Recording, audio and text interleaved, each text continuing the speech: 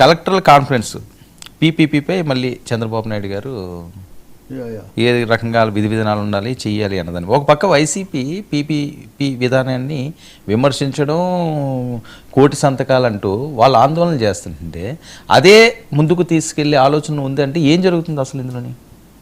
మొదటిది కలెక్టర్ కాన్ఫరెన్స్లో చంద్రబాబు గారు మాట్లాడారు. తర్వాత అందరూ అక్కడికి వచ్చారు అనుకో, సహజంగా పవన్ కళ్యాణ్ కూడా వచ్చారు, లాస్ట్ టైం రాలేదు.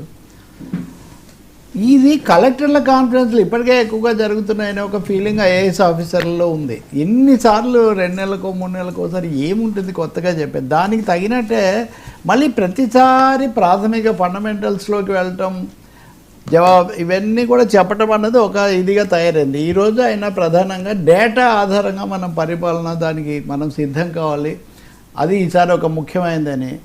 రెండోది జవాబుదారీతనం ఉండాలి పథకాలకు. గత ప్రభుత్వంలో అన్నీ ఏమీ లేకుండా అయిపోయినా మేము ఎంతో కష్టపడి ఇది తెచ్చాము, అందరం బాగా పనిచేస్తే 15% అభివృద్ధి సాధించటం ఏమీ కష్టం కాదు.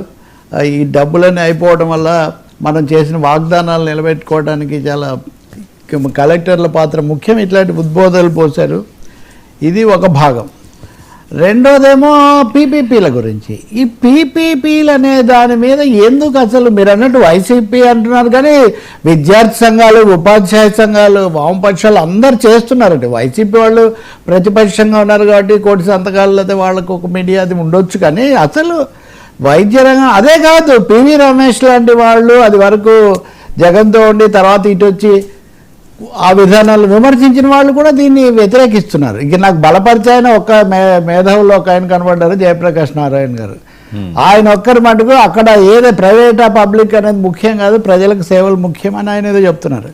దాంట్లోకి మళ్ళీ వెళ్లే ముందు వరుసగా అచ్చెన్న గారు ఈయన ఉన్నారు కదా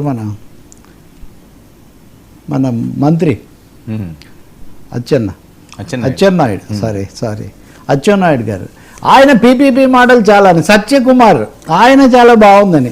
అసలు ఈ పీపీపీ భజన కార్యక్రమం ఎందుకు చేపట్టారు? ఏదో అవసరార్థం వెళ్ళాము, ఏదో మా విధానం అనుకుంటే అదే వేరే విషయం కాదు.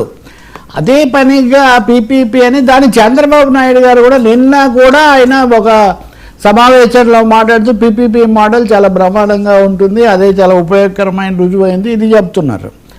రెండోది కలెక్టర్ల సమావేశంలో కూడా మళ్ళీ చెప్పారు అనవసరంగా దీని మీద యాగి చేస్తున్నారు అని.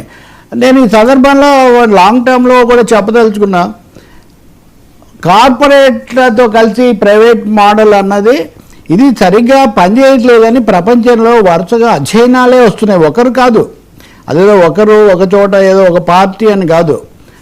నేను భారతదేశంలోనే కాదు, ఇదిగోండి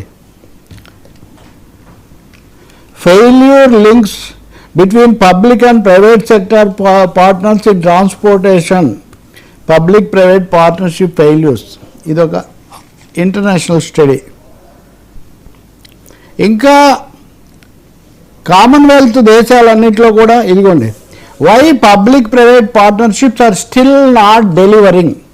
ఇవి రిపోర్ట్స్, ఒక డజన్ రిపోర్ట్స్ మీకు ఈ సమయంలో కామన్వెల్త్ కంట్రీస్కు సంబంధించి, అలాగే యూరోపియన్ కంట్రీస్కు సంబంధించి, చైనా వాళ్ళు కూడా ఎలాంటి జాగ్రత్తలు తీసుకుంటే జయప్రదం అవుతాయి ఈ విషయాలు వాళ్ళు చెప్తున్నారు.